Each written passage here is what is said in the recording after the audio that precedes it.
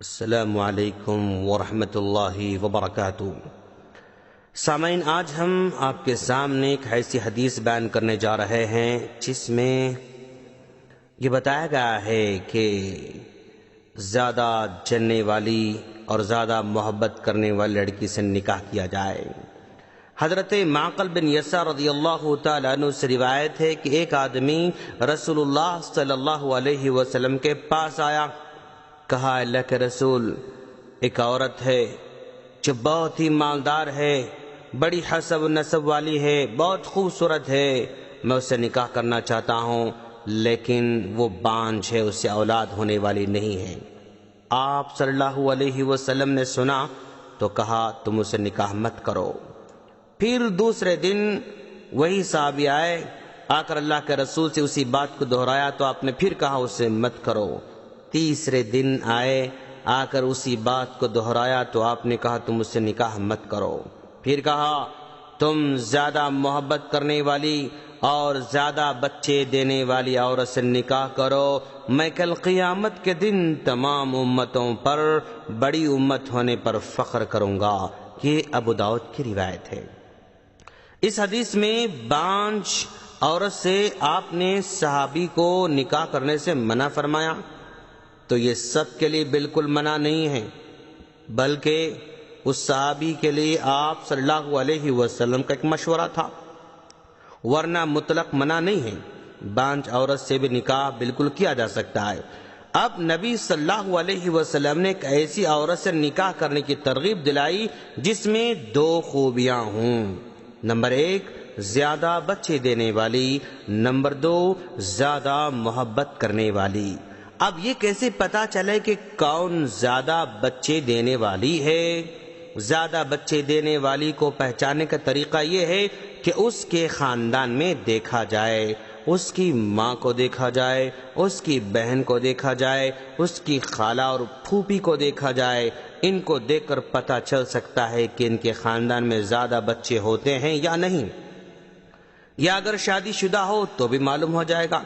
اب دوسرا مسئلہ یہ کہ زیادہ محبت کرنے والی، یہ کیسے پتہ چلے گا؟ اس کا جواب یہ ہے کہ جو بھی زیادہ بچے دینے والی خاتون ہوگی، فطری طور پر اللہ تبارک و تعالی اس میں زیادہ محبت بھی ڈال کر رہتا ہے۔ اللہ تعالیٰ نے جس عورت میں زیادہ اولاد کی صلاحیت رکھی ہے، اس میں محبت بھی بدرج اتم کوٹ کوٹ کر بھر کے رکھتا ہے اللہ تعالیٰ۔ لڑکی کے محبت کرنے کی دوسری علامت لڑکی کی ماں ہے۔ اگر وہ اپنے شوہر کی عزت کرتی ہے، اس کی تعریف کرتی ہے، اس کی اطاعت گزار ہے اور اس کا احترام کرتی ہے، تو اس بچی میں بھی وہ صفت آ جاتی ہے۔ اسی باپ اپنی بیوی کو، وہی باپ اپنی بیوی کی بہت عزت کرتا ہے، بہت محبت کرتا ہے، وہ احترام کرتا ہے، تو بھی بچی میں محبت کی صفت آ جاتی ہے۔ اگر بیوی شوہر کو گالی دے، شوہر بیوی کو گالی دے، دونوں ایک دوسرے کی شکایت کرتے رہتے ہیں، دونوں میں محبت نہیں پائی جاتی ہے، تو ایسے ماں باپ کی بچی میں محبت کی صفت پانا بہت مشکل ہو جاتا ہے، لیکن مکمل طور پر ناممکن نہیں ہے، ایسی بات نہیں ہے، لیکن مشکل تو ضرور ہے۔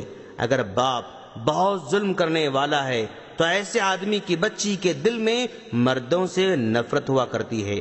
نفسیاتی اعتبار سے ایسی بچی سب مردوں کو ظالم سمجھتی ہے، ایک عجیب طرح کی نفرت کی کیفیت اس کے اندر چھائے رہتی ہے۔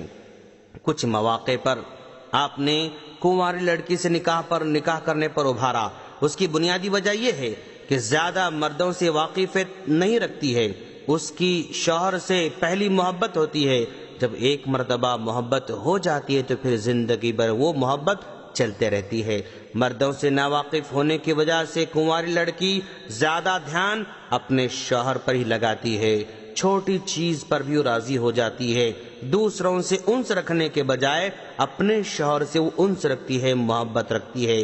ان تمام خوبیوں کی وجہ سے آپ نے ترغیب دلائی کہ کنواری لڑکی سے نکاح کرنا بہتر ہے، لیکن اس کا ہرگز مطلب نہیں کہ شوہر دیدہ یعنی بیوہ اور مطلقہ عورت سے نکاح کرنا درست نہیں ہے، ایسی بات نہیں ہے دوستو۔ شوہر دیدہ میں خوبیاں بھی ہوتی ہیں، یعنی بیوہ اور مطلقہ میں بہت ساری خوبیاں پائی جاتی ہیں۔